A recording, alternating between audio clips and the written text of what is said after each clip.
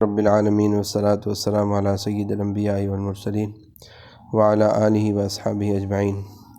میں مولوی صدیق اکبر، YouTube channel اسرا T V سے۔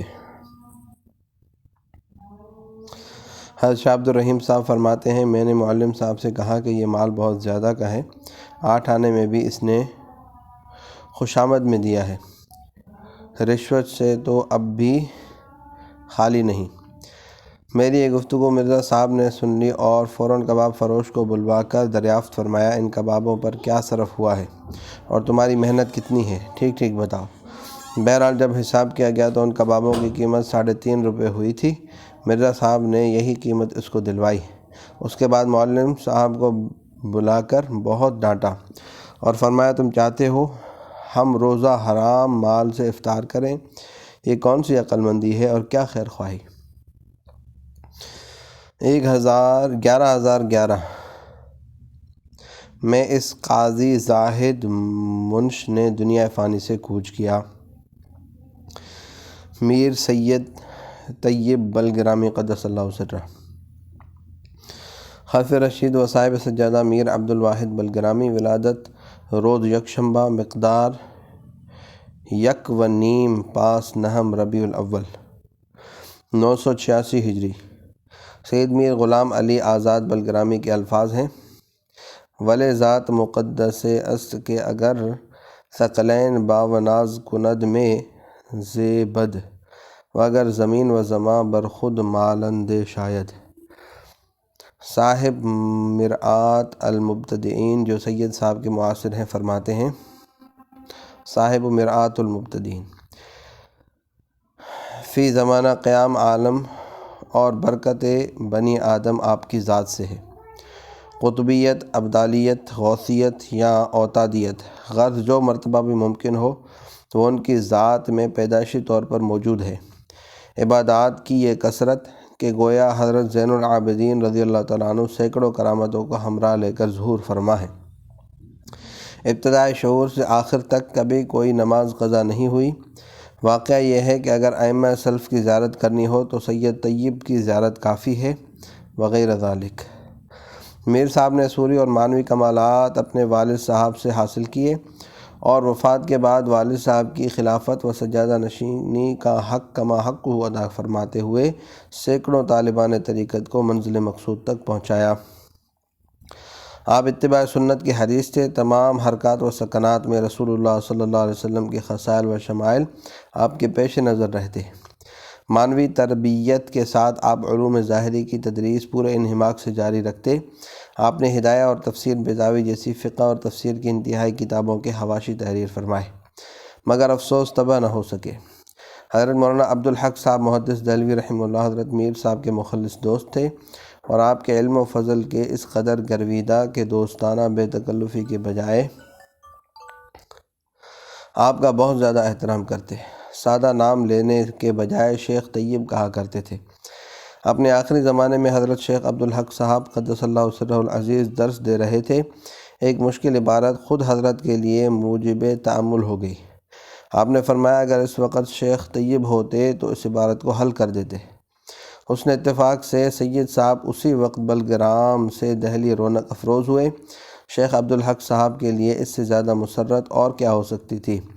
فوراً وہ عبارت سامنے رکھی گئی۔ میر سید طیب نے کتاب ہاتھ میں لی، کسی قدر تأمل فرمایا اور پھر اسی عبارت کو ایسی طرح پڑھ دیا کہ تقریر و بیان کے بغیر ہی اس کا مطلب صاف ہو گیا۔ مولانا نور الحق صاحب خلف مولانا عبدالحق صاحب اس زمانے میں آگرے میں عہدہ قضا پر فائز تھے۔ حضرت شیخ عبدالحق صاحب نے سید صاحب سے دریافت کیا، آپ کس راستے سے تشریف لائے ہیں؟ سید صاحب، براہ آگرہ۔ حضرت شیخ، کیا وہاں نور الحق سے ملاقات ہوئی؟ سید صاحب، موانع سفر کے باعث ان سے ملاقات کا موقع نہیں مل سکا۔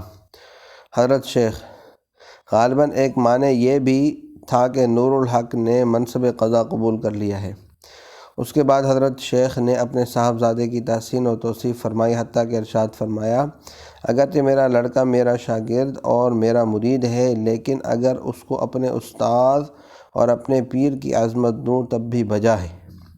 حضرت سید صاحب شیخ کے سامنے سے اس طرح اٹھے کہ گویا کپڑے اتارنے کے لیے جا رہے ہیں، اور خاموشی کے ساتھ باہر تشریف لا کر سیدھے آگرہ پہنچے۔ مولانا نور الحق صاحب سے ملاقات کی۔ حضرت شیخ عبدالحق صاحب اس غیبوبت سے متردد رہے، اور جب واپسی پر پورا واقعہ معلوم ہوا تو حضرت سید صاحب کے عزم و ہمت، جذبہ طلب حق و جستجو اہل حق اور آپ کے حسن اخلاق سے بہت زیادہ متاثر ہوئے۔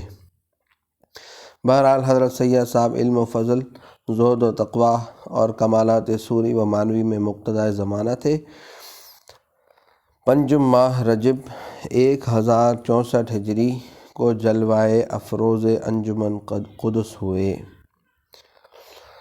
شیخ عبدالرشید جون پوری عرف شمس الحق قدس اللہ سرہ از کبار اولیاء و اعاظم است، شاگرد شیخ فضل اللہ جون پوری و مرید پدر خود شیخ مصطفیٰ قدس اللہ اسرارہم۔ ابتدا میں درس و تدریس میں مشغول رہے، اس کے بعد اس سلسلے کو چھوڑ کر کتب تصوف کے مطالعے میں تمام وقت صرف کرنے لگے۔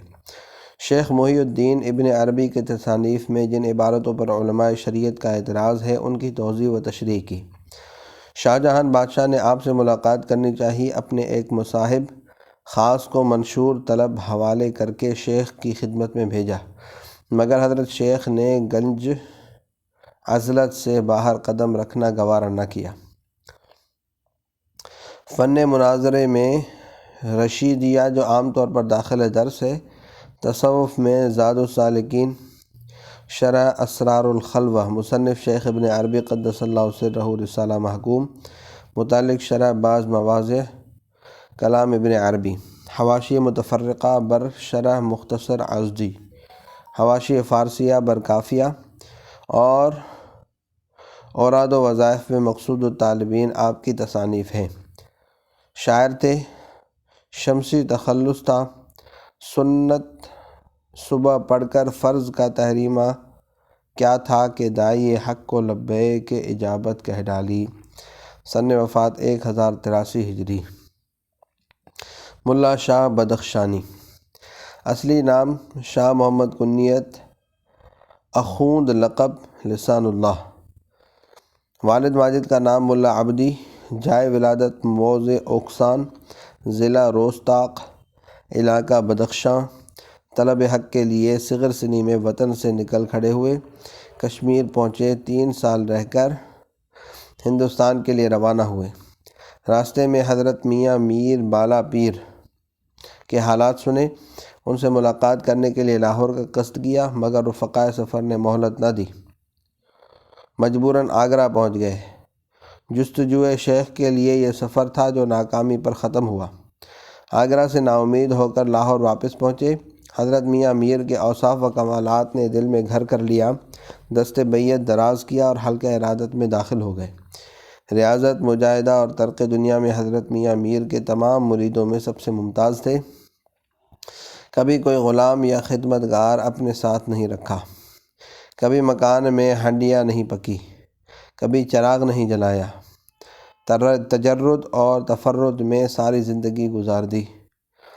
حبس نفس میں کافی ملکہ حاصل کیا تھا، ساری رات میں صرف ایک سانس لیتے تھے۔ 7 سال اسی طرح گزارے کہ پوری رات حبس دم کرتے ہوئے ذکر خفی کرتے رہتے، پوری رات میں صرف ایک سانس لیتے اور عشاء کے وضو سے صبح کی نماز ادا کرتے تھے۔ یہ بھی کہا جاتا ہے تمام عمر گاہے چشمش بخواب آشنا شد، پھر اسی کا نتیجہ یہ تھا کہ گاہے حاجت غسل لاحق کے حال وے نگر دید۔ فرمایا کرتے تھے کہ احترام یا مجامعت سے غسل واجب ہوتا ہے، میرے یہاں نہ نیند ہے نہ بیوی۔ علوم ظاہری میں بھی کافی دستگاہ رکھتے، شعر و سخن سے بھی شوق تھا، چنانچہ آپ کا ایک دیوان ہے، دیوان ملا شاہ۔ سلسلہ قادریہ میں مراحل طریقت طے کر کے حضرت شیخ کی خدمت سے رخصت ہو کر گل کشت کشمیر کو وطن بنایا۔ آپ کے متقشقانہ کمالات نے بہت جلد خلق خدا کو آپ کی طرف متوجہ کر دیا، مریدوں کا حلقہ بہت وسیع ہوا، حتیٰ کہ شہزادہ دارا شکوہ بھی حلقہ ارادت میں داخل ہوا۔ مدح صحابہ اور تبرہ جس کو زمانہ حاضر کی پیداوار سمجھا جاتا ہے، کم از کم 400 برس سے ہندوستان کو آماج گاہ حوادث بنائے ہوئے ہے۔ ملا صاحب کو مدح صحابہ سے خاص شغف تھا۔ خلفائے راشدین رضوان اللہ علیہم اجمعین کی مدح برسر مجلس فرمایا کرتے تھے۔ شیعہ صاحبان بحث و تکرار کے لیے آپ کے پاس آتے، مگر خداوند عالم نے آپ کو تسخیر کا یہ ملکہ عنایت فرمایا تھا کہ جو رافضی آپ سے دو چار ہوتا تائب ہو جاتا، اور سید الابرار صلی اللہ علیہ وسلم، اصحاب کبار اور حضرت غوث اعظم کی زیارت جس حس ظاہر سے کرتا۔ اس طرح سینکڑوں ہزاروں روافض کو طائب کر کے حلقہ اہل سنت میں داخل کیا۔ نظریہ وحدت الوجود ملا صاحب کا خاص مسلک تھا۔ اسی کی دوسری تعبیر ہمہ اوست ہوتی ہے، جس کے نتیجے میں انا الحق اور سبحانی وغیرہ الفاظ آسانی سے کہے جا سکتے ہیں۔ شہزادہ دارا شکوہ اور ملا صاحب کے دوسرے خلیفہ شیخ ولی عرف ولی رام، ان تینوں کے دیوان: نمبر 1 دیوان ملا شاہ، دیوان دارا شکوہ، دیوان ولی، اسی نظریے کی تلبیس آمیز اور گمراہ کن تعبیرات سے پر ہیں۔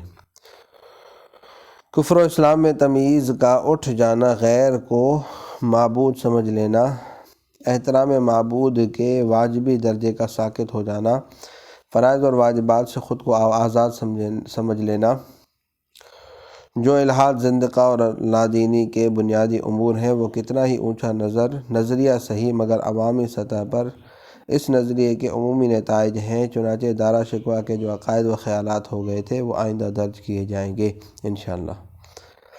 یہاں صرف یہ کہ ملا شاہ کے پیر میاں میر کو دارا شکوہ باری تعالیٰ کہا کرتا تھا۔ اس کے الفاظ یہ ہیں: صلی اللہ تعالیٰ علی حبیب سیدنا محمد وعلی آلہ وصحبہ اجمعین برحمتک یا ارحم۔